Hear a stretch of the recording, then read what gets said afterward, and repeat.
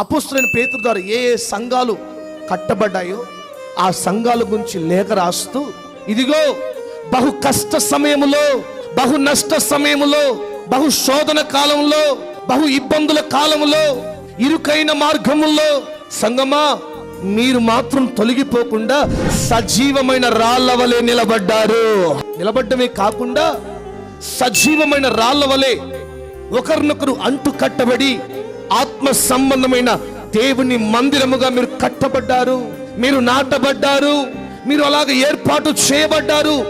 ఎంత కష్టం వచ్చినా దేవుని మందిరముగా కట్టబడిన వారు తొలగిపోలేదట. హల్లెలూయా. సరే, ఈ పూట ఆ మాట ఎందుకు చెప్తున్నామంటే అక్కడ ఒక మాట వాడబడింది, సజీవమైన రాయి. ప్రియమైన దేవుని సంగమా, దేవుని మందిరానికి వస్తున్న నీవు దేవుని వాక్యం విన్న తర్వాత ఒక మార్పు కలిగి, ఒక నిశ్చయత కలిగి, ఒక మంచి నిర్ణయం తీసుకోవాలి.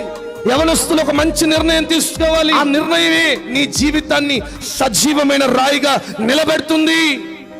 ఆ నిర్ణయమే నీ భవిష్యత్తును కడుతుంది. ఆ నిర్ణయాలు సజీవమైన రాళ్ల వలె కట్టబడిన ఆత్మ సంబంధమైన ఆలయముగా నిన్ను మారుస్తాయి.